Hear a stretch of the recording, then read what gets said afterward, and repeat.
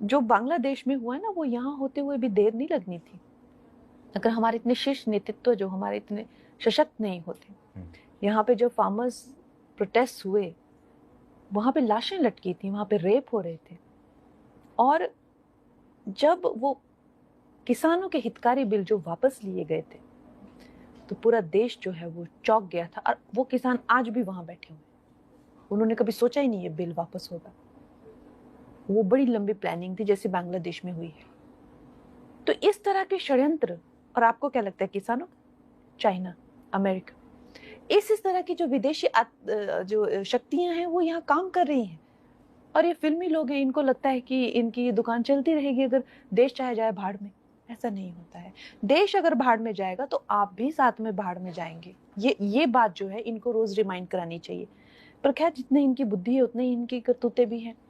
तो कंगना रणावत ने कल कहा कि किसान आंदोलन के जो किसान थे उनको बलात्कारी और हत्यारा बताने का काम किया।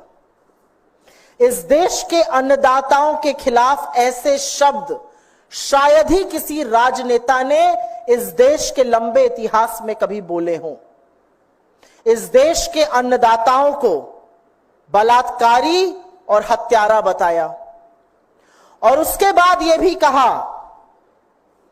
कि ये जो सारा किसान आंदोलन था, जो किसान अपने हक की, अपने अधिकारों की, अपने सशक्तिकरण की लड़ाई लड़ रहे थे, जो प्रदर्शन शांतिपूर्ण था, जहां 700 से ज्यादा किसानों की शहादत हो गई, जहां 1.25 से 1.5 साल तक किसान खुले आसमान के नीचे गर्मी, पानी, बरसात, आंधी में, ओलों में बैठे रहे,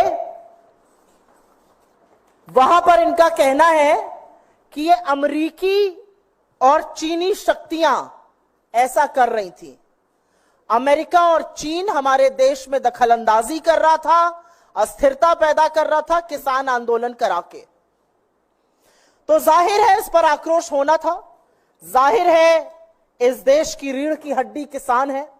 जाहिर है कि जो किसान धरती का कलेजा फाड़कर अन्न उगाता है, उसको चिंता नहीं कि गर्मी हो, आंधी हो, पानी हो, बरसात हो, ओले हो, वो अन्न उगाता है, हमारा पेट पालता है। उस किसान को अगर बलात्कारी और हत्यारा कहा जाएगा तो आक्रोश होगा।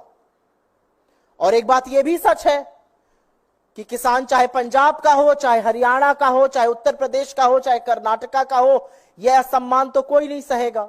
तो आक्रोश बहुत हुआ। और सवाल हुआ बीजेपी से कि क्या ये आपकी सांसद कह रही हैं या ये आपका आधिकारिक स्टैंड है? क्या आप भी आंदोलन करने वाले किसानों को, हक के लिए लड़ने वाले किसानों को हत्यारा और बलात्कारी बताते हैं? क्या ये आपकी सरकार का मत है? क्या ये आपका मत है? अपना स्टैंड क्लियर कीजिए। तो आज एक रेयर मूव में, क्योंकि हरियाणा का चुनाव भी पास में है और आगामी हार तो ऐसी है कि चुनाव टालने की मांग हो रही है। पता है कि 240 पर लाकर देश के मजदूर और किसानों ने सबक सिखाया है, अभी हरियाणा बिस्तर बोरिया बंधवाने वाला है। तो एक स्टेटमेंट आया भारतीय जनता पार्टी की ओर से, जिसमें कहा गया कि किसान आंदोलन के परिप्रेक्ष्य में दिया गया बयान पार्टी का मत नहीं है, उनसे गहरी असहमति है इस बयान से, और नीतिगत विषयों पर बोलने के लिए ना वो अधिकृत है, ना उनको अनुमति है, और उनको निर्देशित किया गया है कि वो इस प्रकार के बयान भविष्य में ना दें। तो हमारे इस मंच से कुछ सवाल हैं। आपकी चुनी हुई सांसद है, चहेती सांसद है, बड़ी लोकप्रिय है आप लोगों के पार्टी में।